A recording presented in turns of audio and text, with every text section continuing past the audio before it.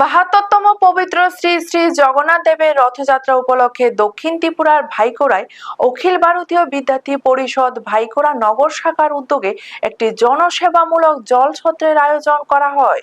রথযাত্রায় আগত হাজার হাজার ভক্ত ও পথচলতি মানুষদের মধ্যে বিশুদ্ধ পানীয় জল বিতরণ করা হয়।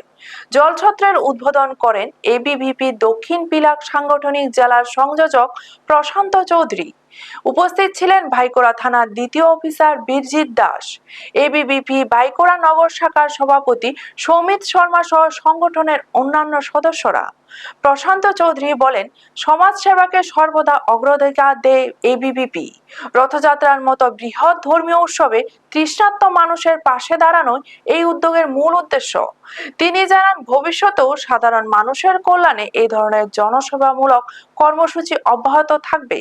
এবিভিপির এই মানবিক উদ্যোগকে সাধুবাদ জানান রথযাত্রায় অংশ নেওয়া ভক্ত ও স্থানীয় মানুষ। ব্যুরো রিপোর্ট, নিউজ তৎকাল 24। যে আমাদের দক্ষিণ ত্রিপুরা জেলার সবচেয়ে বড় রথ অনুষ্ঠিত হয়, এই রথে আমাদের অখিল ভারতীয় বিদ্যার্থী পরিষদের পক্ষ থেকে এই রথের ভিতরে জলছত্র দেওয়া হয়েছে এবং 180 জন ভলান্টিয়ার কার্যকর্তা এই রথে প্রদান করা হয়েছে, যাতে রথের সমস্ত সুশৃঙ্খল ভাবে এই রথটি সম্পূর্ণ হয়। এই জন্য আমাদের 180 জন ভলান্টিয়ার তৎসঙ্গে জলছত্র দেওয়া হয়েছে। যে দর্শনার্থীরা আসবে, এর ভর দুপুরে জল এবং শরবতের ব্যবস্থা করা হয়েছে ওদের জন্য।